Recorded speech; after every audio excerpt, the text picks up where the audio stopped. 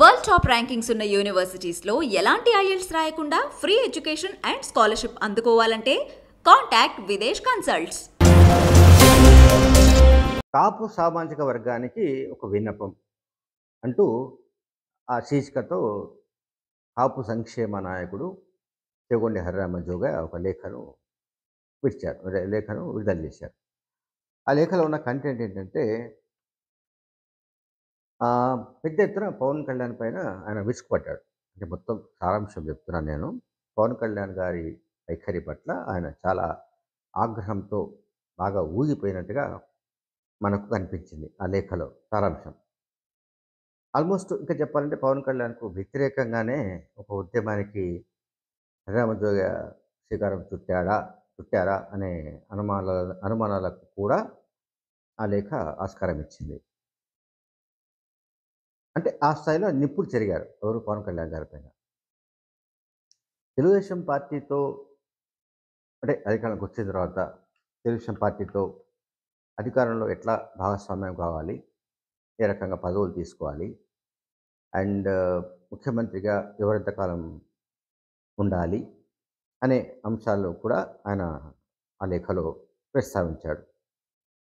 తర్వాత పవన్ వైఖరి వల్ల అసలు కాపు సామాజిక వర్గం మొత్తం రాజకీయ ఉనికిని కోల్పోయే ప్రమాదంలో పడిందని కూడా అందులో ఆందోళన వ్యక్తం చేశారు.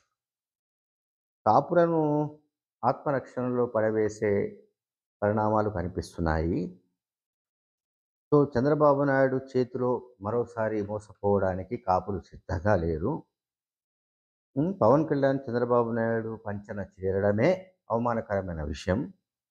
కాపుల ఆత్మగౌరవాన్ని చంద్రబాబు నాయుడు కాళ్ళ దగ్గర తాకట్టు పెట్టాడంటూ ఆ లేఖ ముగుస్తుంది. అయితే ఈ లేఖ వచ్చిన కొన్ని గంటలకు మళ్ళీ ఇంకొక లేఖ వచ్చింది. ఆ లేఖ ఏంటంటే ఈ లేఖ డూప్ అని చెగొండి హరిరామజోగా ఖండించారు. కాపు సామాజిక వర్గానికి విన్నపం అనే శీర్షికతో వచ్చిన లేఖ నాది కాదు, నేను రాయలేదు, ఇది వైసీపీ సృష్టి, అధికార పార్టీ వైసీపీ సృష్టి అని ఆయన ఆరోపించారు.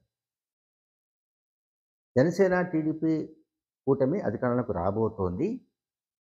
అధికారంలోకి వస్తున్న కూటమిని విచ్ఛిన్నం చేయడం కోసం ఈ రకమైన కుట్రలకు కుతంత్రాలకు వైసీపీ తెరలేపింది. వైసీపీ నాయకులు తెరలేపారు. తన పేరిట లేఖల్ని విడుదల చేస్తున్నారు. కనుక ఇటువంటి లేఖల ట్రాప్లో పడొద్దంటూ ఆయన పాపం కాపు సామాజిక వర్గానికి మళ్ళీ ఒక విన్నపం చేశారు ఆయన.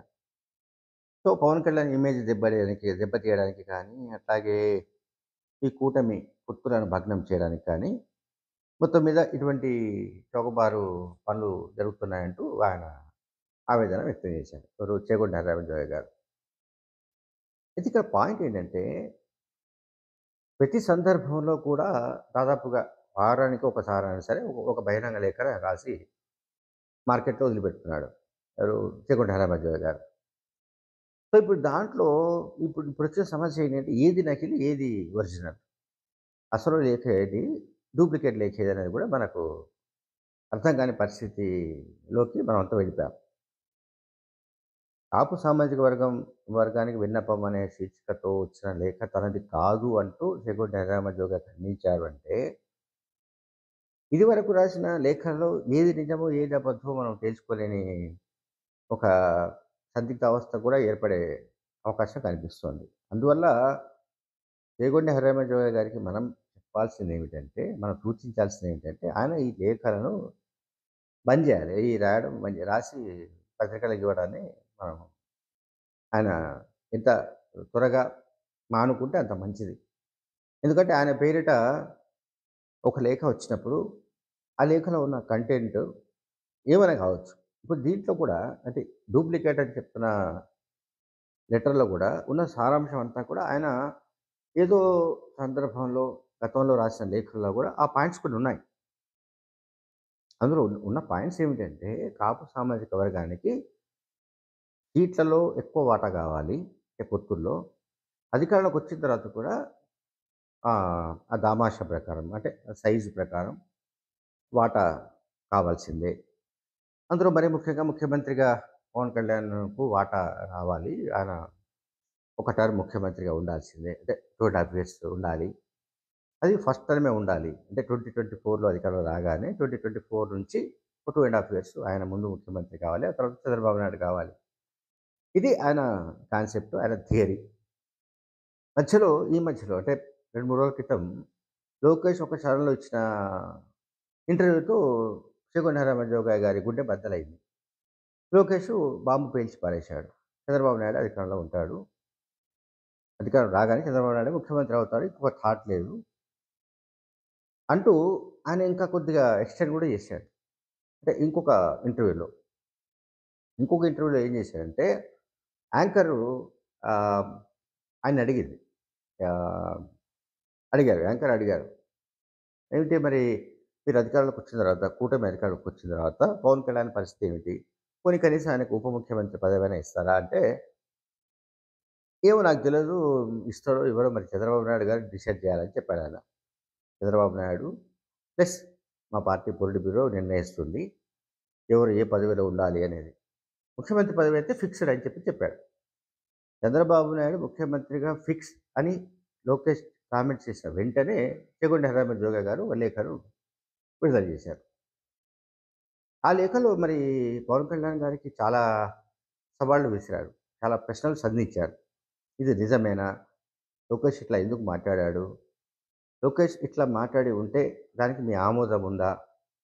చంద్రబాబు నాయుడే ముఖ్యమంత్రిగా 5 ఏళ్ల పాటు కొనసాగుతారన్న అంశానికి మీ ఆమోదం ఉందా? అంటూ పవన్ కళ్యాణ్ ఆయన ఒక లేఖ ద్వారా ఆయన ప్రశ్నలు సంధించాడు.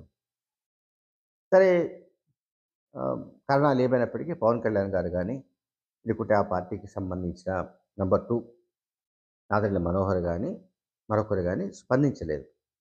బహుశా వాళ్ళు కూడా లైట్‌గా తీసుకున్నారేమో అని నాకనిపిస్తోంది. చేగొండ హనుమంతరావు చాదస్తము ఏదో లెటర్స్ రాస్తుంటాడు అని వాళ్ళు ఆహ్, మరి అనుకుంటున్నారేమో మనకు తెలియదు. కానీ ఇక్కడ గమనించాల్సింది ఏమిటంటే, కాపు సంక్షేమ సంఘం నాయకుడిగా చేగొండ హరిరామజోగయ్య లేఖలకు కానీ, ఆయన మాట్లాడే మాటలకు కానీ ఎంతో కొంత విలువ ఉంది. మరీ మనం ఆయన పూర్తిగా తిరస్కరించడానికి లేదు. అంటే రిజెక్ట్ చేసే పరిస్థితి ఏమీ లేదు. ఎంతో కొంత ఆయనకొక ఆహ్, వాల్యూ అంటూ ఉంది. బట్ ఏం జరుగుతుందంటే, ఆయన చీటికి మాటికి ఈ ఉత్తరాలు రాయడం అనే ప్రక్రియ ఏదైతే ఉందో, అది వికటించే అవకాశం ఉన్నట్టుగా తాజా లేఖను బట్టి కనిపిస్తోంది. గతంలో అంటే నిన్న మొన్న రాసిన ఈ లేఖ ఏదైతే వచ్చిందో, అది బూటకము. అది కాదు. ఆ పేరుతో వైసీపీ వాళ్ళు విడుదల చేస్తున్నారు అని మీరైతే చెప్పారో, మరి ఇది నిజమనుకోవాలా? లేదా? అనేది కూడా సందిగ్ధమే మళ్ళీ. కనుక నేను ఇంతకుముందు చెప్పినట్టుగానే హరిరామ జోగయ్య గారు ఎంత త్వరగా ఈ బహిరంగ లేఖలు రాయడం మానుకుంటే అంత తొందరగా ఈ కన్‌ఫ్యూజన్ అంతా తొలగిపోతుంది. Thank you.